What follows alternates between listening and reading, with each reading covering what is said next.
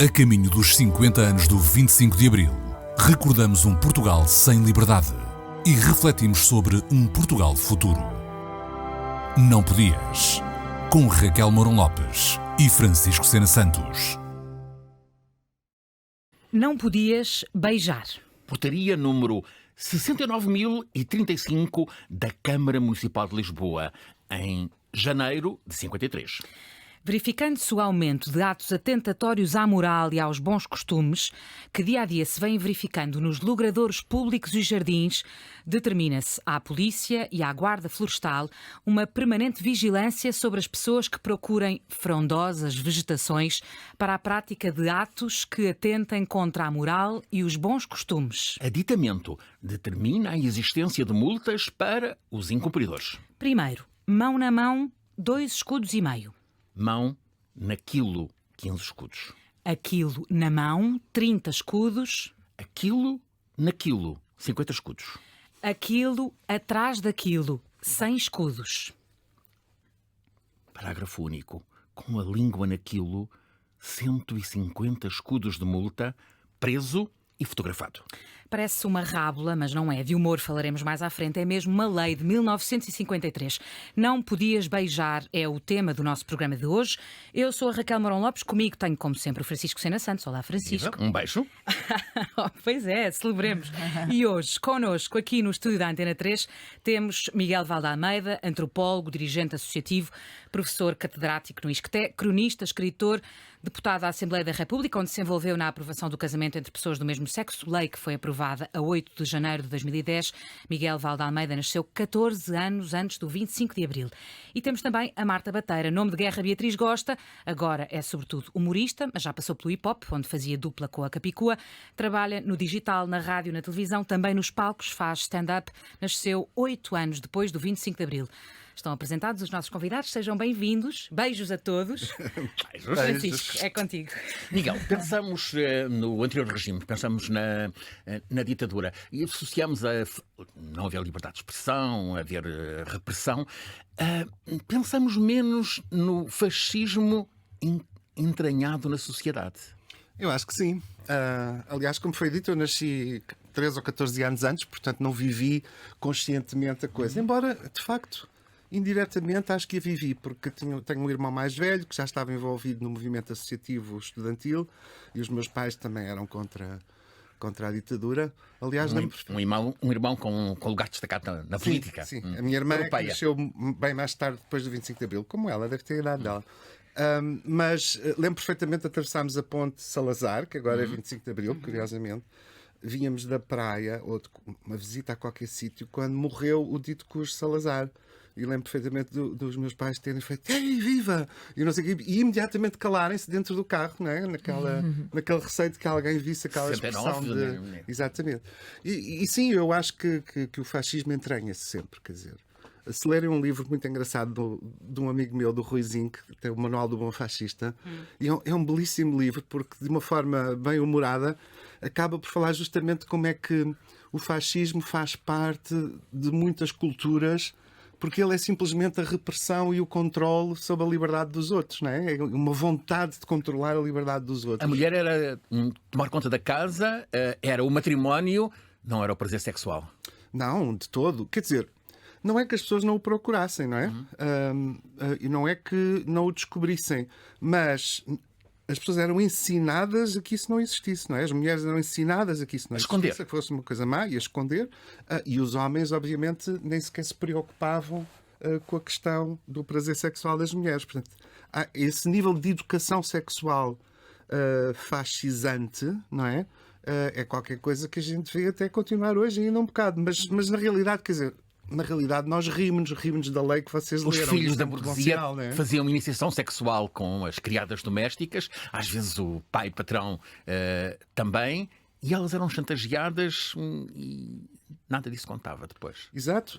Aliás, isso era um exercício de poder, não é? Portanto, a história da iniciação sexual de homens com as empregadas era nas famílias que tinham empregadas. Claro. Nas outras, provavelmente, e em todas, aliás, havia também muito abuso. Não é? Havia também muita iniciação sexual que não era desejada pela pessoa que estava a ser iniciada, não é? E isso, aliás, continua, mas era mais forte numa cultura fascisante, não é? Como é que Onde eram, exercer o poder é muito Miguel, fácil. as relações afetivas, talvez até nem necessariamente as românticas, mas como é que eram as relações afetivas, como é que eram as demonstrações de afeto antes do 25 de Abril, por exemplo, no seio de uma família ou entre amigos?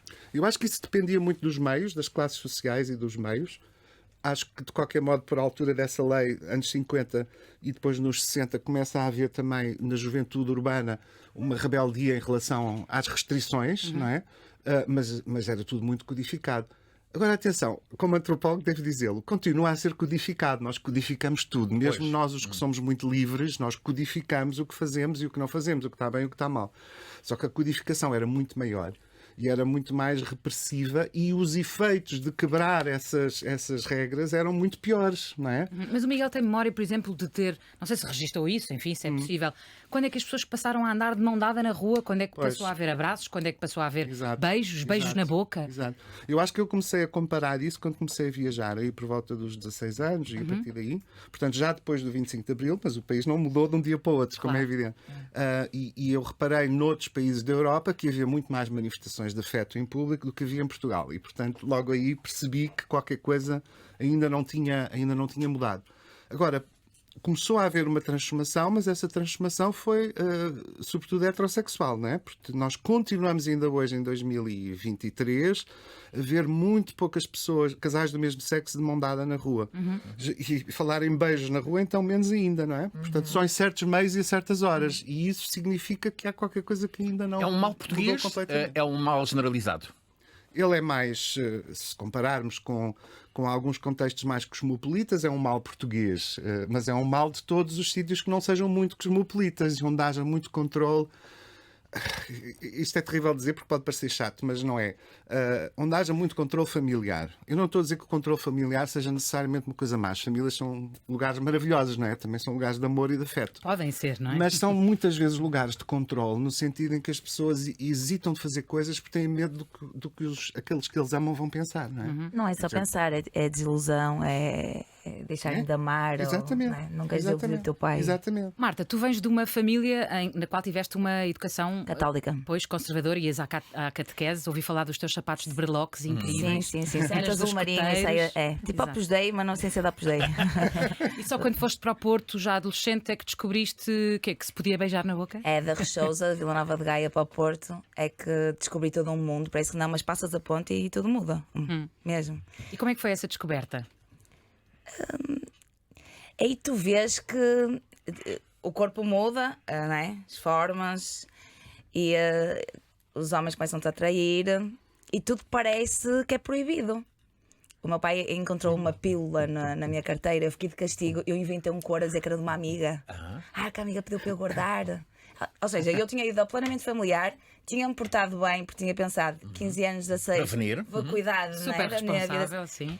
E ficar de castigo por uma coisa que eu estava a fazer, não é? Encontrar preservativos, castigo. Mas pensares nisto que era antes, mão na mão dava multa. Já não falamos nos lábios. Já viste? Como é que olhas para isto? É assim, e ainda agora eu sinto isso numa escala diferente. Eu sinto que as pessoas criticam as pessoas e é só reprimidos, muito infelizes, que estão cheios de vontade daquilo, mas que não se permitem quebrar as barreiras familiares ou, sabes, ou os seus próprios medos. Ou eu sinto muito isso tanto nas redes sociais, o áudio que é tipo, Deus me livre, quem me dera. Sabe? Aquela coisa, ai, Deus me livre, mas quem me dera.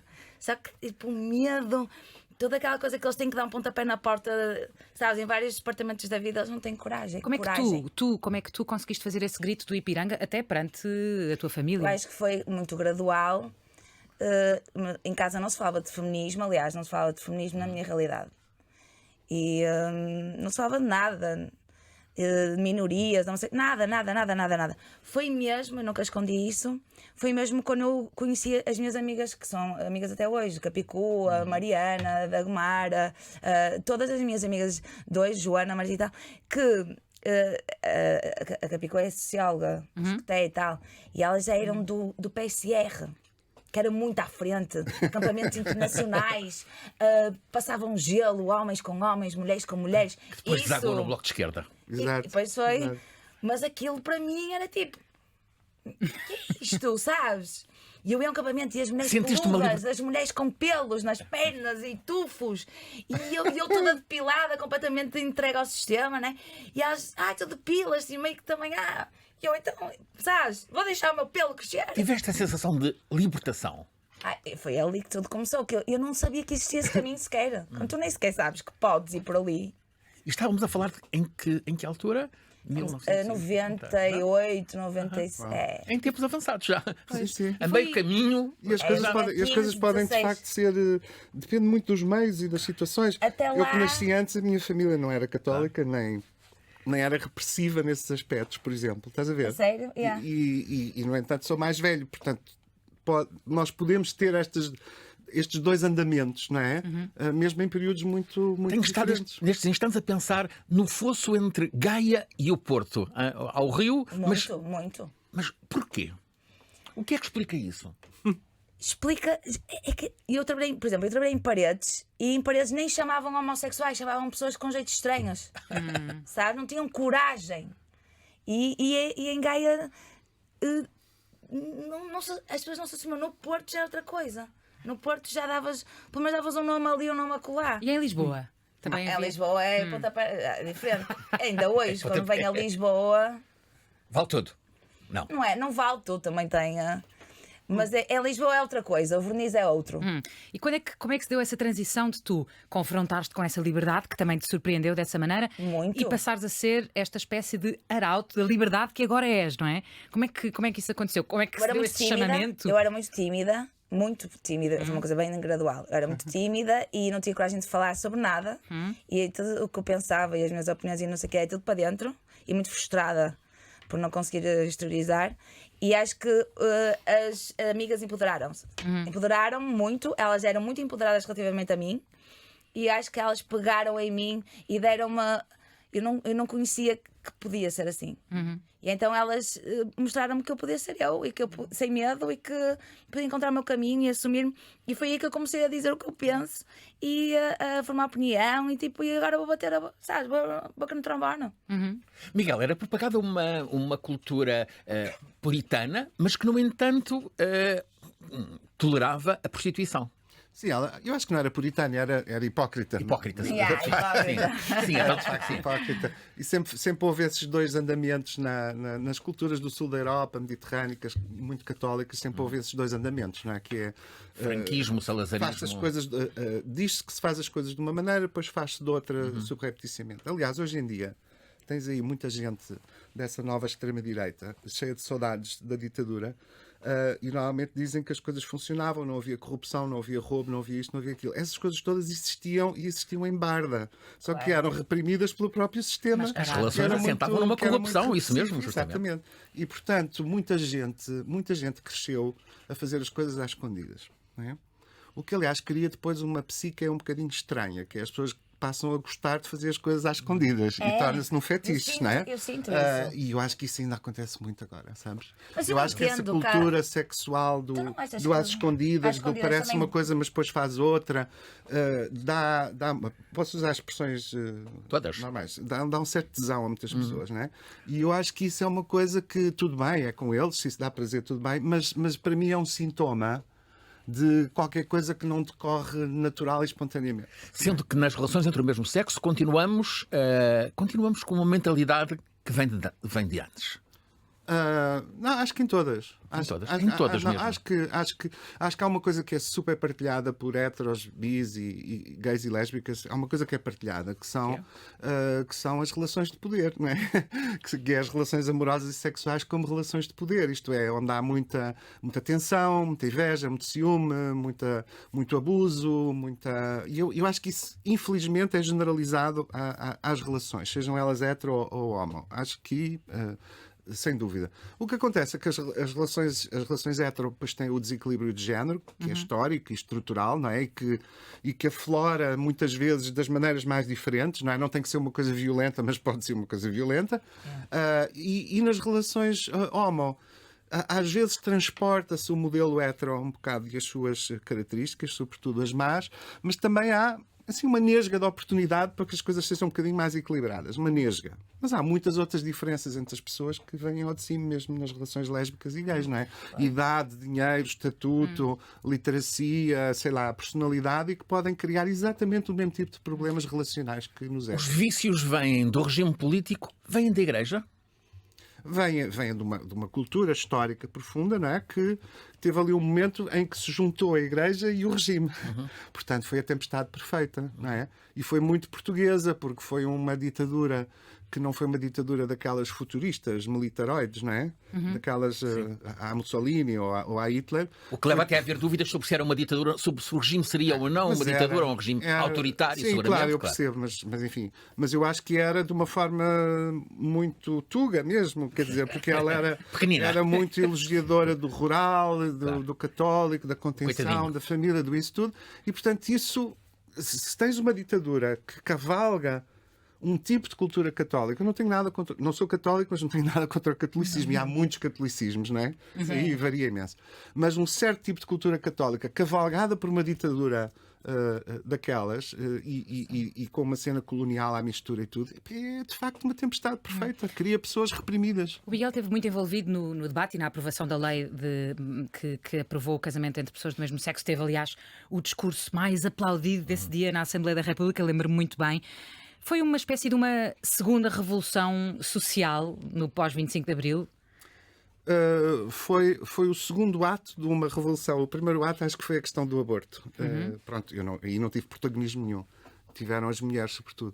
Por volta de 98. E eu acho que isso foi mesmo. Mas depois o segundo referendo, quando finalmente de facto foi aprovada a despenalização da IVG, não é? Da interrupção voluntária da gravidez. Eu acho que isso é uma transformação muito importante em Portugal, porque, falando de catolicismo, um país em que a maioria esmagadora das pessoas se diz católica e, no entanto, a maioria das pessoas vota a favor da despenalização da IVG, o que significa que o catolicismo é uma coisa dinâmica e a sociedade vive em várias velocidades e provavelmente as pessoas também têm essas vidas em vários comboios ao lado uns dos outros, não é? Podem ser católicas honestamente, ir à missa e ser a favor da despenalização e da autonomia do corpo das mulheres e ser contra isto e ser a favor daquilo. Eu acho isso muito bom. É uma libertação. E essa foi a primeira grande mudança. E eu acho que sem ela, sem as questões feministas, nós não tínhamos conseguido levar avante as questões LGBT. Eu acho. Eu sou dos que dizem isso. Há pessoas que não concordam. Mas eu acho que a questão do casamento cavalgou por cima de uma ideia de igualdade que já estava contida em relação às questões de género, às relações entre homens e mulheres, não é? E nesse sentido, sim, foi uma revolução, mas Aliás, foi o segundo ato de uma revolução, eu acho. A libertação começa no direito ao divórcio, na possibilidade de divórcio. Sim, embora isso era uma coisa. Já sim, estava. Já estava. Essa foi automática a seguir ao 25 de Abril. Foi das primeiras, porque tinha a ver muito com aqueles direitos cívicos e políticos de igualdade de todos os cidadãos. Como as mulheres não podiam fazer uma data de coisas que tinham a ver com o seu estado civil e com a sua relação com a lei. Viajar, por exemplo. Viajar, votar, etc, etc. Todas essas coisas foram igualizadas quase que automaticamente. Não foram através da demanda do movimento. Não é? Foram mais ou menos automáticas. Depois é que começaram as demandas mais fortes e mais complexas, não é? Que têm a ver justamente com a autonomia do corpo, etc. Mas tivemos uma coisa muito boa que foi, desculpa interromper, mas uma coisa muito boa que foi na criação do Sistema Nacional, do Serviço Nacional de Saúde e na implementação de uma data de leis de Estado Social, também se começou logo com a questão do planeamento familiar. Isso é uma coisa muito boa em Portugal, não é? E que depois foi sendo melhorada, permitindo o acesso das miúdas, das jovens adolescentes às consultas, sem terem que ir com os pais. Não é? Íamos longe. Isso foi muito bom. Gente grande ali naqueles anos 70, assim. Foi muito, muito bom. Toda a política de contracepção foi um grande avanço. E essas coisas é que criam a base, não é? São assim uma espécie de base para criar liberdade. São essas coisas, não é? Marta, o humor ajudou a desmanchar este sistema? Ajuda e ajudou muito. Em 2015, E continua a ajudar? 2015 teve realmente muito impacto. Uma mulher falar como eu falei. Se fosse um homem seria normal, porque eles numa mesa de um bar falam daquela maneira, de experiências e de sexualidade e de gandaia e de night. Uma mulher O que é que te chamaram nessa altura? 32. Ui, o que é que te chamaram recentemente Como ainda, não é? chamam? Claro, Chamam. não é de 2015, é de 2023. Acham que eu sou muito frustrada, que eu sou muito infeliz, que eu sou mal amada, para não dizer mal. Sim. Que eu sou feminista porque tenho trauma com o meu pai. Teorias e teorias. Mas realmente A aquilo. família como é que reage a isso? Um pacto com o meu pai. A minha mãe morreu muito cedo, quando eu tinha 5, 6 anos. E então, quando eu resolvi fazer este projeto em 2015, eu bati um papo reto com o meu pai e disse: pai, vou fazer um projeto forte. Vamos combinar. Se tu vires, Exato. mas eu prefiro que tu não visses. E ele, então eu não vejo. E até hoje só picou umas coisas que lá entraram no YouTube e ele lá picou assim ali a colar, mas ele não faz questão de. E nunca viu um espetáculo meu, ainda bem. Ainda não te disse, és valente. Ele é daqueles homens antigos que nunca diz âmbito, não é? Nunca diz âmbito, nunca dá um beijo, nunca dá aquele abraço. Está melhor do que o pai dele, mas ainda não chegou lá. Mesmo assim ele, quando eu faço anos, ele manda uma mensagem muito especial que analisa o meu ano e todos os meus sonhos e Empurra, ajuda a ali nas entrelinhas está lá, Então, naquela dureza. e o combate contínuo pela liberdade. Isto parece um slogan. Muito bom. Diz-me. Como é o teu combate contínuo pela liberdade? Às vezes eu fico cansada, às vezes eu duvido de mim, às vezes eu levo muito na cara, porque estou muito na linha da frente, mas também não, é um só caminho, não tenho opção. É tipo, eu sinto isto e não há outra forma de viver. Mas porque realmente eu tenho empatia, porque me revolta, porque eu fico. Eu ouvi dizer perdida. recentemente que as mulheres, a tua base de fãs É mulheres LGBT. LGBT, exato, Desde sempre. que os homens hetero nem sequer gostam muito de te ouvir. Tu tens essa sensação? Desde o início, em Porquê? 2015. Mas depois, quando fui mãe, vieram mais as mulheres mais velhas que se identificaram muito com o desromantizado da maternidade, que eu também vim trazer isso. Mas os homens hetero, realmente, eles interpretam que é: tu falas de assuntos que não me identifico, eu gosto dos outros humoristas que falam sobre outras coisas. Mas qual é a tua leitura? Gostam menos dessa coisa assim, in your face, é isso? Não, é mais porque realmente, se calhar, eu faço um humor feminista ou faço um humor que vai desconstruir um bocadinho aquela realidade deles. E eles acho que eles ou não querem ser do privilégio, das duas uma, ou eles não querem ser do privilégio, não querem nem sequer pensar sobre aquilo. Eles Incomoda. Eles doem-se muito, ficam muito incomodados. E essas mulheres que te ouvem? Fazem logo o diagnóstico, dizem logo: isto é porque és mal amada, é porque não sei o quê. Logo, Se eles estivesse põem lá fogo, eu, e mas eu eles tratava pensarem do assim. assunto, eu salvava. É sempre Estás a generalizar. Já disse, se um preto diz assim, os brancos, eu não vou dizer, desculpa lá, mas eu sou branca e eu não sou racista. Eu não vou fazer isso, não é? Porque é que quando eu digo os homens, que eu estou a falar de um sistema social, estou a falar do patriarcado, não é? Estou a falar de toda uma. Eu digo os homens, eu sou homem e não faço isso. O Zé, eu não estou a falar do Zé nem do Manel, bro. Exato. Eu falo, não é nada sistema. contra ti. Ai, mas eles ficam atacadíssimos. E as mulheres que te ouvem, que te escutam e que me te toca. seguem, Aí é que eu morro quando a mulher. mas gozam dessa liberdade plena que tu apregoas e que tu promoves ou não? Eu sinto que desde 2015 as mulheres vieram, tipo, vamos embora, tá a ver? Estamos juntas e umas vão acordando ao longo do. Porque assim, depois de acordares, não há volta a dar. É preciso acordar, tá a ver? Já repetiste várias vezes 2015, porque é o ano em que tu te chegaste à frente. A Ana foi, que Beatriz veio. Fevereiro de 2015 veio aquilo realmente, a gira, o calão que eu instalei, aquilo pegou. E as mulheres. E a Beatriz és tu. Porque antes era aquela mulher para casar, não é? E a mulher que tu encontras na night e que só vais para a cama, mas não casas. E eu quis provar que a mulher que tu encontras na gandaia, solteira, livre, que tem uma night stand, é mulher para casar. Apenas está solteira, dona de si, do seu corpo e da sua vontade e papapá. Agora aquela coisa tipo, ela é fixe para curtir para ir para a cama, mas não casaria com ela, não daria de mão dada com ela na rua. Sabes? Bora cortar com isso. E ainda há muito isso, mas antes havia muito mais, em 2015. E em relação à homofobia, exatamente porque na tua base de fãs está muito presente Muito. a comunidade LGBT. Eu acho que a liberdade, eles sentem-se representados pela liberdade. Tipo, ela faz, ela diz, ela exerce, e acho que eles sentem-se muito, muito, muito representados, desde sempre. E porque eu também são lutas que estão lado a lado. Uma feminista, claro que ela não vai ser homofóbica, claro que ela vai estar também na cena antirracista. Sabes? Esta coisa de que falava o Miguel entre disseste. cruzados. É uma coisa os já direitos muito das mulheres. antiga, sobretudo os homens gays. Não estou a generalizar LGBT, mas os homens gays sempre admiraram e gostaram muito de modelos de mulheres fortes, não é? Seja no cinema, As seja divas, na música, as divas, etc. pop. Justamente porque é uma espécie de ventríloco, não é? Elas estão a falar por nós, de certa maneira. É isso. Historicamente sempre foi isso. Estão a falar por nós, estão a dizer justamente as coisas antipatriarcais e anti-masculinistas, não é? Que a gente gostava de dizer, mas não pode, não é? Porque senão apanhava. No outro dia tive forte uma e discussão com a minha tia, eu fiquei fervida. Eu gostava de não ser fervida, gostava de ser como vocês, assim, bem centrados. Nós estamos a disfarçar bem. Eu sou muito fervida. E a minha tia, que tem 60 e muitos, estava a dizer assim: vi uma entrevista do Diogo Infante, ele é gay, para o Oxa, não é? Uma entrevista para o Oxa. Ele é gay, mas ele não tem necessidade de levantar a bandeira. E ele é discreto, eu gosto. E estávamos a falar dessa coisa do gay discreto que passa por hétero, não é?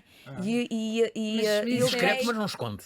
e o gay que é purpurina e que é bichinha. E porquê é que ele tem essa necessidade Que incomoda, de não é? parece que. Tia, mas porquê é que estás a incomodar? Não sei, não gosto, parece que não é natural, parece que não sei. Ficou muito incomodada. Querem o discreto, o que não parece. Mas porquê? Isso é uma forma de impor a vergonha também, não é? Quer dizer, a descrição e vergonha aqui se calhar está um bocadinho. Mas porquê que as pessoas se sentem tão incomodadas com o bichinho a purpurina? Feliz. Olha, Acham que é exagerado e que não é natura. na verdade, estás aqui a dar-me uma ótima dica para conhecermos o nosso terceiro convidado de hoje. Mas é agora que todos os problemas, os grandes problemas que se põem à nossa pátria, vão começar. Não podias. Não é o Mário Soares que ouvimos.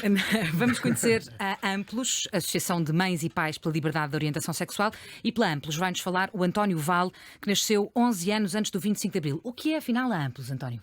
A Amplos é uma associação de mães e pais em que a característica é que os nossos filhos pertencem à comunidade LGBTI. Ou seja, nós, além de darmos apoio entre pares, entre pais e mães e família alargada, estamos a falar de tios, tias, irmãos das crianças, também temos apoio mais focado quando temos uma psicóloga, que poderá dar apoio. Temos os nossos manuais e no nosso site que as pessoas podem descarregar, onde podem descobrir muita coisa. E, acima de tudo, tentamos ter influência nos decisores políticos para criar novas leis e melhorarem as leis que existem para as nossas crianças e jovens. Há um facto, há um caso que os fez associarem-se.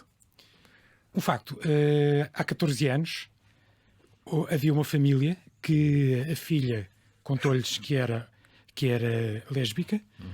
E eles sentiram necessidade de ter alguém com que pudessem falar com pares.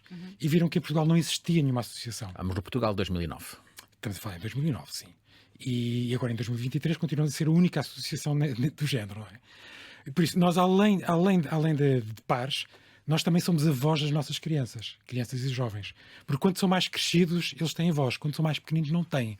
E alguém tem que os defender. Vocês são quantos na associação? Somos à volta de... Associados em si, somos à volta de uns 200, talvez. Mas famílias que nós apoiamos, já apoiamos 500, 600 famílias. Por isso não são assim tão poucas as pessoas que existem em Portugal. E o António, porque o seu caso em particular também pode ser exemplo, enfim, pode também ser inspirador para alguém que esteja a precisar de se identificar com uma história como a sua. Sim, a minha história é assim. Eu também posso dizer que a Amplos, quando começou, eram mais questões de orientação sexual e atualmente é mais identidade de género. Eu tenho um filho trans.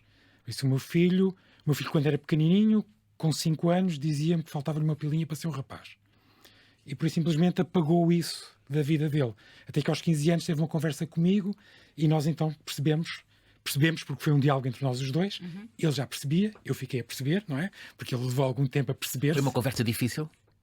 Não foi uma conversa difícil. Talvez mais difícil para ele do que para mim. Porque a nossa conversa começou a perguntar-lhe se ele era uma lésbica ou se era um rapaz. E talvez tenha sido mais difícil para ele porque esse ponto, não, de fazer o arranque, não era explicar. Ele sabia perfeitamente o que é aquilo que ele era. Explicar-lhe, não é? Sim, não, porque a partir daí o nosso diálogo fluiu bastante bem e falámos muito abertamente. O processo foi rápido depois? Não tão rápido como qualquer pessoa quer, não é? As pessoas querem que seja muito mais rápido do que é. O processo rápido, digamos, ele tinha 15 anos, fez uma transição social, ou seja, na escola passou a adotar um novo nome e género. A nossa lei de 38 de 2018 só permite, a partir dos 16 anos, alterar os documentos, ou seja, o cartão de cidadão pode ser alterado com autorização dos pais e, a partir dos 18 anos, livremente. E pronto, ou seja, ele foi fazendo o trajeto que entendeu, porque fala-se aqui de duas questões. Ninguém escolhe a sua orientação sexual, nascemos com ela. Sim. Ninguém escolhe a sua identidade de género, nascemos como somos. Por isso, a partir de mim, não é uma escolha, não é uma moda. Isto é importante vincar um bocadinho. Tomemos o caso dele. Qual é o testemunho dele? Ele sente-se bem? É pressionado na escola? À volta dele? Eu diria que ele sente-se mais livre. Ele era uma pessoa mais triste do que ficou depois. Normalmente é essa transição que se vê, é que as pessoas começam a poder viver a sua amplitude, não é? Aquilo que elas não podiam ter, de repente podem ser. Não quer dizer que isso seja fácil, porque a nossa sociedade ainda continua a reprimir muito. Continua a ser um processo muito difícil e vai ser um processo sempre difícil. E em relação ao trabalho da Amplos, e porque falou em influenciar os decisores políticos, o que é que estão agora a fazer? Qual é que é o plano agora? Em que é que queriam ver mudança rapidamente? A melhorar a lei de 38, por exemplo. Aliás, a lei depois depois houve um decreto-de-lei em 2019, que neste momento já devia estar aprovado, porque ele foi alterado, porque isso foi considerado inconstitucional. Inconstitucional foi a questão da maneira como foi aplicado, como foi feito. Foi o Governo e não foi a Assembleia. Ou seja, isso é um dos problemas que nós debatemos todos os anos escolares, quando começam, são as escolas oporem-se à transição social das nossas crianças, porque dizem que a lei é inconstitucional, que não é um problema de lei, é um problema de decreto-lei. Ok. Bom, está apresentada a Amplos, Associação de Mães e Pais pela Liberdade de Orientação Sexual. A caminho dos 50 anos do 25 de Abril, recordamos um Portugal sem liberdade e refletimos sobre um Portugal futuro. Não podias. Com Raquel Mourão Lopes e Francisco Sena Santos. Miguel, o que está conquistado, ganho, pode voltar para trás. Há riscos? Pode. Eu acho que a gente agora está numa fase... A gente teve a ditadura, não é? E em todo o mundo tivemos, enfim, formas muito pouco modernas de gerir o género e a sexualidade, não é? Depois passámos por uma fase de progresso muito grande, não é? No pós-guerra e sobretudo os anos 60, 70, 80 e no caso de Portugal 90 e 2000, não é? Tivemos essa passagem para o século XXI com muitos progressos, não é? Na área do género e da sexualidade. E agora o que estamos a ver acontecer em todo o mundo é que as questões de género e sexualidade são aquelas que mais são pegadas pelos que querem andar para trás, não é? Pelos saudosistas de uma sociedade tradicional. O caso de Espanha, aqui ao lado, é flagrante. Todo o lado, basta ver. No Uganda estão a fazer pena de morte para as pessoas homossexuais, na Rússia está tudo proibido, não é? As pessoas pura e simplesmente não podem... O Putin e o seu regime fazem da questão LGBT o grande inimigo, é o símbolo de uma influência nefasta do Ocidente, etc, etc. O que é que está a acontecer? Nos Estados Unidos vai acontecer o mesmo. Sim. Acabaram de estragar a lei do aborto, justamente, sim, claro, e não tarda nada, vão querer fazer isso com o casamento. Itália... Aliás, a Itália nunca avançou legalmente muito, em quase nada, nesta área, na área LGBT. E de facto está a acontecer tecnicamente chama-se isso, usa-se uma expressão inglesa que é o backlash, que é o ricochete, é uma espécie de... E nós estamos a ver isso a acontecer na nossa sociedade, em certos setores. Porquê é que está a acontecer? Porquê é que no século XXI isto está a acontecer? Tornou-se... Houve uma invenção que foi feita pelo Vaticano, fundamentalmente, no tempo do Ratzinger, e que depois se espalhou como programa político para a extrema-direita, que é a noção de ideologia de género. Eles começaram a dizer que o que nós fizemos, feministas, LGBT, foi inventar coisas que não existem. E foram muito espertos a fazer esta estratégia, porque como ela tem a ver com os costumes, com o controle direto sobre as pessoas, sobre os filhos, etc, etc., na ausência de programas políticos maiores, porque hoje em dia já não existe um programa socialista, um programa comunista, um programa russo, essas coisas já não existem, não é? Na ausência de programas políticos de transformação da sociedade, as pessoas pegam-se a estas questões morais, não é? E os políticos oportunistas e populistas sabem muito bem manipular isso. Eles manipulam dois tipos de coisas. Ou o ódio racista e xenofóbico, não é? Os ciganos, os negros, os imigrantes, os muçulmanos, ou as questões feministas e LGBT. Sobretudo aquelas que façam impressão às pessoas, quando elas ainda não estão suficientemente educadas, tudo o que lhes faça impressão, como tu estavas a dizer há bocado, não é? As pessoas que fazem impressão, as pessoas trans, as bichas, etc, etc, pegam nisso como figuras de ódio, não é? E de mobilização, que a gente sabe que depois não dá em nada do ponto de vista político, porque isso não transforma a sociedade da maneira que eles querem. Só vai prejudicar a vida das pessoas que, entretanto, conseguiram direitos iguais, não é? E isso vai acontecer em muitos sítios e nós temos de ter muito cuidado em Portugal, porque isso também pode acontecer aqui. Marta, tu e a Beatriz estarão sempre na trincheira. Sabes que eu sinto que muita gente ainda põe no mesmo gays e pedófilos. Claro, Que é uma coisa que é tipo. Mas eu sinto mesmo isso. É tipo, o pessoal confunde mesmo aquela coisa. E realmente. Mas há quem confunda de propósito, não te esqueças. Nós tivemos isso com o caso Casa Pia, que foi uma coisa fortíssima na política portuguesa, e onde esse tipo de ideia foi passada por quem queria, de facto, transformar aquilo num instrumento político, não é? É também por isso que, enfim, os dois, como ativistas, é também por isso que o ativismo ainda é preciso e continua a fazer sentido. Tu também sentes que há esse risco de retrocesso, Marta? Eu sinto muito. E no humor. Tem aquela coisa do politicamente correto, de repente tiram-te a liberdade de expressão, vem todo um movimento por tu defenderes as minorias e agora já não podes dizer nada porque não é o cancelamento. Sentiste alguma vez pressão, esse tipo de pressão? Oi, está muito forte. E, aliás, há uns humoristas que estão em movimento total. Com essa coisa do cancelamento, com medo do cancelamento, com medo de agora de não podemos dizer nada, onde é que os limites do humor, o que é que se podemos gozar com as minorias ou não podemos gozar com as minorias. É um debate que está em cima da mesa muito fresco e muito forte. E tu estás em contracorrente ou não? Eu acho que podemos brincar com tudo, e sou super apologista da liberdade de expressão, porém, contudo, as piadas. Tu consegues ver na piada de que lado é que tu estás. Mesmo se eu brincar com, sabes, com a homossexualidade, se eu brincar, a gente sabe sempre no tom onde é que a gente quer tocar, onde é que a gente quer pisar, onde é que. E tu notas. Eu acho que podes brincar com tudo, mas tu sentes. Quando tem ali uma coisa facho, quando tem ali uma coisa que tu queres que aquilo ande para trás, notas isso. Bom, agradeço à Marta Bateira, ao Miguel Valde-Almeida e ao António Val. Vamos às despedidas. O programa Não Podias resulta de uma parceria entre a Antena 3 e a Comissão Comemorativa dos 50 anos do 25 de Abril. Tem produção da Marta Cavaleiro. Hoje tivemos o apoio técnico do Fábio Ribeiro e em estreia o privilégio de contarmos com a reportagem fotográfica do Pedro Pina. Eu sou a Raquel Mourão Lopes. Comigo esteve, como sempre, o Francisco Sena Santos. Beijos a todos. Exato. Beijo. Podem ver-nos no canal de YouTube da Antena 3, escutar-nos a qualquer altura em RTP Play, nas plataformas habituais de podcast e, claro, aqui na rádio, sábado sim, sábado não, às 10 da manhã, na Antena 3. E assim sendo, beijos sim e até ao próximo sábado sim.